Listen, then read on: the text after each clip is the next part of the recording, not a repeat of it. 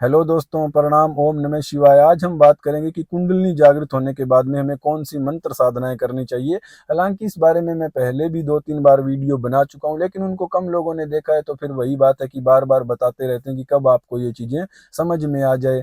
तो इस बारे में मैं क्यों आपको कहता हूँ कि मंत्र साधनाएं आपको करनी चाहिए, क्योंकि बहुत से लोग हैं कुंडलिनी जाग जाती है तो वो इस चीज़ को जरूरी नहीं समझते हैं कि भाई मंत्र साधनाएं करना कोई जरूरी है। तो हो सकता है भी किसी की ना जरूरत हो तो वो उनकी अपनी मर्जी हो सकती है, लेकिन मैंने तो ये साधनाएं की है। और जब मैंने ये साधनाएं की तो इनसे मुझे काफ़ी गुण, काफ़ी क्वालिटीज और काफ़ी मतलब बेनिफिट हुआ। तो जब वो बेनिफिट हुआ तो वही चीज़ मैं आपको बताना चाहता हूँ कि अच्छा ये चीज़ें ऐसे काम करती है तो आपको इससे फ़ायदा हो सके। क्योंकि होता क्या है, मैं क्यों ये चीज़ें आपको कहता हूँ कि कुंडलनी अवेकनिंग आपकी जो जर्नी है उसकी एक शुरुआत है, और उसका अंत जो है वो इनलाइटनमेंट पर जाकर होगा। तो ये एक आपकी जर्नी चलने वाली है, एक लंबी आपकी जर्नी चलेगी, कुछ समय के लिए, कुछ सालों के लिए भी आपकी जर्नी चल सकती है। तो अब जब तक ये आपकी जर्नी चलेगी, जब तक आप इनलाइटन नहीं हो जाते, तब तक आप क्या हो, वेनरूलेबल हो। इंग्लिश में क्या कहते हैं, वेलरूनेबल मतलब कि आप कमजोर हो, आपके ऊपर जो है आक्रमण हो सकता है, या आप अपने रास्ते से भटक सकते हो। अभी आपके अंदर इतनी मजबूती नहीं आई है कि आप खुद से चल सको। क्योंकि मैं देखता हूँ भाई, जितने भी साधक है, कोई कैरियर में परेशानी है, कोई पैसों की परेशानी है, कोई प्यार की परेशानी, अलग अलग तरह की परेशानियों में लोग उलझे हुए हैं। और अब आपका संघर्ष बहुत ज्यादा हो जाएगा, क्योंकि सारी दुनिया तो अलग अलग डायरेक्शन में जा रही है। उनका सोचने समझने का, लाइफ को लेकर उनका नजरिया अलग है कि हमें बस पैसे कमाने हैं, कामयाब होना। दुनिया का तो यही नजरिया है, लेकिन अब आपका सोच, आपका नजरिया, सब कुछ चेंज हो गया है। तो अब होगा क्या कि आप दुनिया के अपोजिट चलोगे। दुनिया दूसरी डायरेक्शन में जा रही है और आप दूसरी डायरेक्शन में जा रहे हो, तो टकराव होगा। और टकराव होगा तो फिर लोग आपको परेशान भी करेंगे, तंग भी करेंगे। तो ऐसे में एक साधक जो है वो एक आसान निशाना साबित हो सकता है किसी भी चीज का। तो अब आप मुझसे जुड़े हो, सत्यम शिवम सुंदरम चैनल से आप जुड़े हो, तो इसलिए मेरी तो मनोकामना या मेरी इच्छा तो यही है ना कि जो भी मुझसे जुड़ा हो वो एक मजबूत साधक बने। मतलब ये नहीं है कि सिर्फ अध्यात्म में कर रहा हूं भाई, भगवान कर देंगे भाई, नहीं। अपने आप में भी तुम इतने सामर्थ्यशाली बनो कि फिजिकली जो दुनियादारी चल रही है इसमें भी कोई तुम्हारे सामने कुछ बोल ना सके कि हाँ भाई, किसी भी चीज के अंदर तुम्हारे अंदर कोई कमी ना रह जाए। तो इसीलिए इन साधनाओं के बारे में मैं तुम्हें बार बार बताता रहता हूँ कि ये 2-3 साधनाएं तुम करोगे तो इस रास्ते में जब तुम आगे बढ़ोगे। अब इन साधनाओं में क्या है, 21-21 दिन की साधनाएं होती है, 11-11 दिन की। तो आप वो एक बार आप वो कर लोगे तो वो चीज हमेशा ही आपके साथ रहेगी। तो ठीक है, इन साधनाओं के बारे में हम बात करेंगे कि कौन सी हमें जो है 3 साधनाएं करनी चाहिए। लेकिन उससे पहले और भी जरूरी बात है, जैसे मैं साधनाओं का कहता हूँ या मैं और भी कोई बात कहता हूँ, तो फिर लोग अब कहते हैं कि अच्छा आपने कहा था साधनाएं करनी है, तो फिर वो क्या क्या करते हैं कि मेरे पास मैसेज कर लेते हैं, कॉल कर लेते हैं कि हाँ भाई आपने बोला था वीडियो में और अब आप साधनाएं करवाओ। और जैसे ही वो ऐसा कहते हैं तो मैं उनसे आगे से कहता हूँ कि भाई ये तो फ्री नहीं है, इसके लिए तो आपको फीस देनी पड़ेगी, चार्ज देना पड़ेगा। और इतना सुनते ही मतलब काफी लोग तो ऐसे हैं जो साधनाएं करते भी हैं और फीस भी देते हैं, उसमें भी कोई दिक्कत नहीं है। लेकिन बहुत से लोगों का जो है तार मतलब फ्यूज उड़ जाता है दिमाग का, क्योंकि उन्हें लगता है कि भाई ये बंदा वीडियो के अंदर तो इतना सच बोल रहा था, इतनी ईमानदार से इसकी बातें इतनी अच्छी लग रही थी, लेकिन ये तो सामने जाने पर पता लगा इतना घटिया आदमी है, इसने तो बात करने के पैसे मांग लिए, साधना करने के पैसे मांग लिए हमसे। तो उस बारे में मैं आपको थोड़ा सा समझा देना चाहता हूँ कि देखिए कि साधना के तो भाई वो तो अब मैं अगर मेहनत करूंगा, अपनी टाइम एनर्जी आपको दूंगा, तो उसके तो आपको कुछ ना कुछ मेहनत आना मुझे देना पड़ेगा। इस बात को आप समझिए कि अब जैसे मैं यहाँ पर आया हुआ हूँ घर से बाहर वीडियो बनाने के लिए, कितनी मतलब यहाँ गर्मी हो रही, बीच बीच में मुझे एसी भी चलाना पड़ रहा है, इतनी दूर मैंने एकांत में कोई जगह खोजी, यहाँ पर आया हूँ। तो इन वीडियो को बनाने के लिए 150-200 रुपए का तो मेरा खर्चा ही हो गया भाई, पेट्रोल का ही खर्चा हो गया। उसके बाद में मैं इनको एडिट करूंगा, एडिट करने वाली ऐप है उसका मुझे प्रीमियम प्लान लेना पड़ता है, तो फिर 700-800 रुपए का उसका मंथली प्रीमियम प्लान हो गया। फिर इतनी लंबी लंबी वीडियो में अपलोड करता हूँ तो नेट भी लगता है। हालांकि मेरे पास 5G का फोन है, ऐसी मुझे कोई दिक्कत है नहीं। लेकिन जब पहले हुआ करता था तो मैं अपने पास से इंटरनेट के रिचार्ज करवा करवा करके और मैं वीडियो को डाउन वो अपलोड किया करता था। तो आप देखिए कि मुझे आपसे ऐसा क्या चाहिए भाई। एक तो मैं आपको ज्ञान दे रहा हूँ, ऊपर से मैं अपने घर से ही, अपनी जेब से ही मतलब खर्चा करूं। और चलो हो गया, ठीक है भाई, यहाँ तक तो मान ली बात है कि आपने वीडियो देख ली, आपको ज्ञान मिल गया, बात हो गई कंप्लीट, आपने अपना टाइम दिया, वीडियो देखी और मैंने बता दी, मामला हो गया।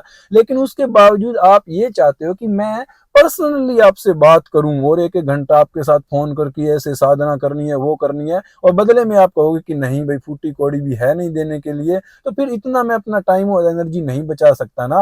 और दूसरी बात ये है कि जो आदमी पैसे नहीं देगा तो मैं कैसे जानूंगा कि इसने इस ये मुझे मुझसे जानना चाहता है, क्योंकि जो पैसे देगा तभी तो मैं जानूंगा ना कि ये बंदा जेन्युइनली मुझसे जानना चाहता है। वरना तो ऐसे बहुत से लोग हैं जो साइड में से निकलते रहते हैं, वीडियो देखी, नीचे नंबर देखा और कांटेक्ट कर दिया कि हमें ये बताओ। अब मैं अपना भक्ति कर रहा हूँ, तपस्या कर रहा हूँ, साधना कर रहा हूँ, जो भी कर रहा हूँ, इतना फालतू टाइम मेरे पास भी नहीं है ना। तो कोई भी उठाकर फोन कर देता, गुरु जी दिन में 5 बार मास्टरबेशन करता हूँ, क्या करूँ। हाँ भाई, मैं आकर मतलब तुम्हें रोकूंगा और क्या कर सकता हूँ, मैं ही करूंगा ये तुम्हारी इस समस्या का समाधान।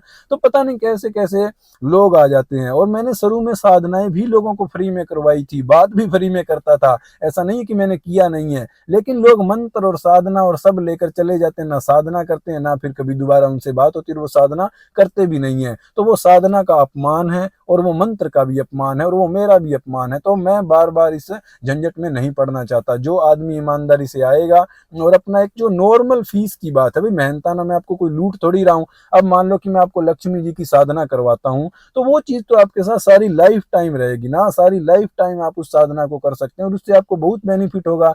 और मैं क्या कह रहा हूँ, मैं तो यही कह रहा हूँ कि जो 1,500 रुपये उतनी तो मेरी मेहनत है, अगर मैं आपसे बात करूंगा तो उस उतना तो आपको मेहनताना मेरा देना ही पड़ेगा ना। ये कलयुग का जमाना है भाई। पहले वो हुआ करता था, कहते हैं ना कि गुरु तो ऐसे होते हैं, वो तो पैसे लेते ही नहीं है। तो वो पुराने जमाने की बात है। पुराने जमाने में जो तुम्हारे बाल काटने वाला नाई था वो भी पैसे नहीं लेता था, जो लुहार था वो भी नहीं लेता था, कुम्हार था वो भी नहीं लेता था। तो क्या करते थे, लोग उनको अनाज दे दिया करते थे। अभी भी गांवों में वो प्रथाएं होंगी ना कि जैसे कोई सीजन आता है, फसल आती है, तो कुम्हार आ जाता है, लुहार आ जाता है, ये आ जाता है, नाई आ जाता है कि हमें वो दो, भाई हमें कुछ गेहूं दो, अनाज दो हमें। तो वो क्या है, वो यही तो चीज है ना कि पहले के जमाने में जिसके अंदर जो टैलेंट था वो आपका काम कर देता था और बदले में लोग उसको अनाज वगैरह दे देते थे। इतना पैसा तो होता नहीं था और पैसे की कोई जरूरत भी नहीं थी। तो ऐसे ही गुरुओं का होता था, उनके आश्रम वगैरह चलते थे, लोगों ने अनाज दे दिया, दान दक्षिणा दे दी और काम चलता रहता था। लेकिन आज तो ये कलयुग का जमाना है ना, नाई के पास जाओगे तो ऐसे थोड़ी कि भाई मैं अनाज दे दूंगा, ये दे दूंगा, आपको पैसे देने पड़ते हैं। तो भाई वो जमाना बदल गया है, लोग नहीं समझते हैं। अगर मैं जाकर एक पानी की बोतल लूंगा तो मुझे उसके पैसे देने पड़ेंगे। अब मैं ज्ञान की बात बता रहा हूँ तो फिर मुझे ये प्रीमियम प्लान और इन सब के खर्चा करने की क्या जरूरत है। लेकिन आपको पता है कि वो खर्चा तो करना पड़ेगा, चाहे मैं गुरु हूँ चाहे आत्मज्ञानी हूँ, तो वो तो मुझे देना ही पड़ेगा ना।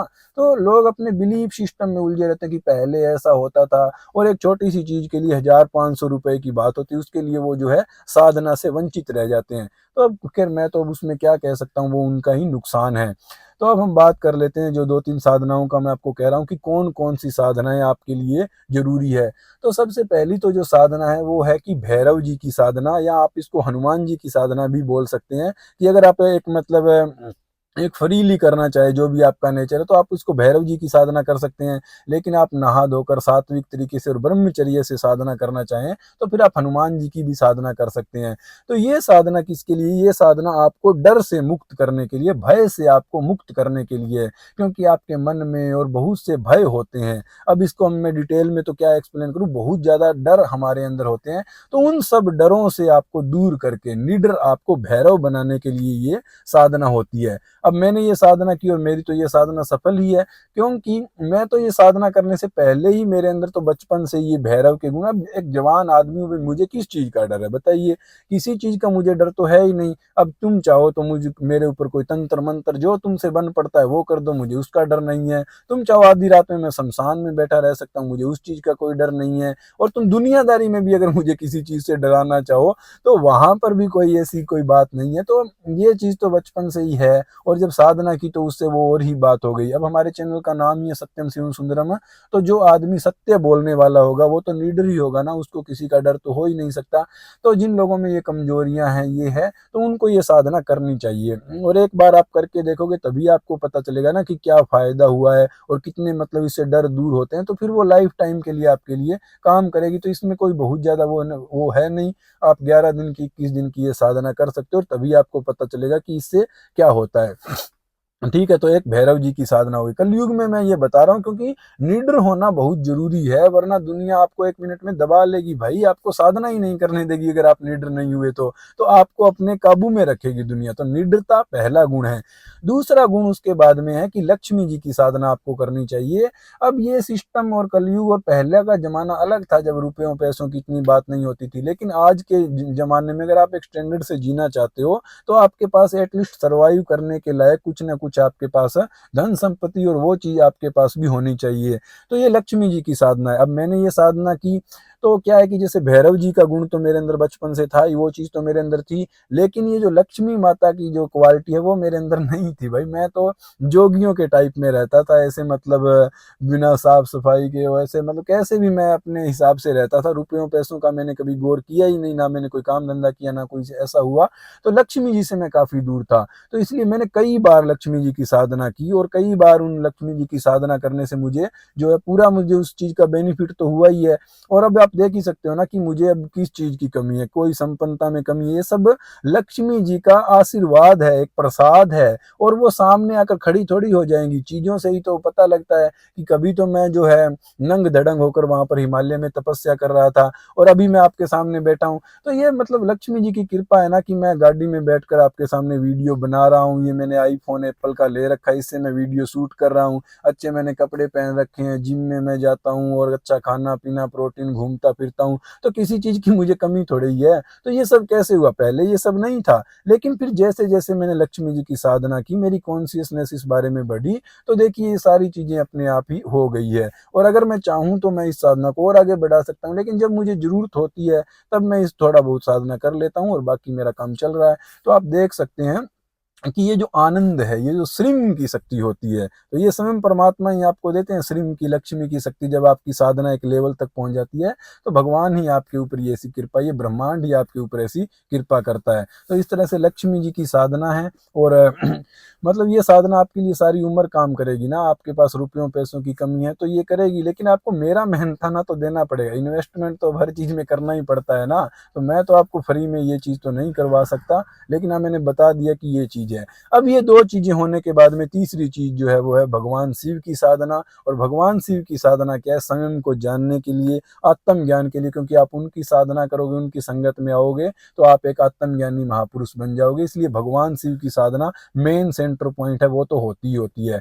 तो ये दोनों इसलिए है ना, वो आपने एक पुरानी कहानी सुनी होगी जिसमें वो एक आदमी बोलता है अपने बेटे को कि बेटा दो ही दोस्त बनाना, एक पहलवान और एक सेठ जो पैसे वाला हो। कभी भी जरूरत पड़े, दो ही चीजों की जरूरत पड़ती है, कि एक ताकतवर और एक पैसे वाला हो। तो वही मैं आपको कह रहा हूँ कि शिव तो आप स्वयं बन जाओगे जब आत्मज्ञानी हो जाओगे शिव की साधना करते करते। और जब आपको पैसों की जरूरत है तो उसके लिए क्या है, लक्ष्मी जी आपके साथ रहेंगी। और जहां तक निडरता की बात है तो भैरव जी आपके साथ रहेंगे। यानी कि आप चलोगे अकेले, लेकिन मेंटली क्या है कि आपके एक तरफ लक्ष्मी जी है, दूसरी तरफ आपके भैरव जी हैं, और बीच में आप स्वयं शिव शंभु चल रहे हैं। तो इस तरह से आप, आपका मतलब एक क्या रुतबा होगा, मतलब आपका जब आप ऐसे चलोगे, एक साधक ऐसे चलेगा तो क्या ही बात है। तो ऐसा मैं आपको एक मजबूत और शक्ति संपन्न साधक बनाना चाहता हूँ। कमजोर और दुनिया का निशाना आप ना बनो। तो इसलिए मैं ये चीजें आपको बताता हूँ, फोर्स करता हूँ कि आप ये चीजें किया कीजिए।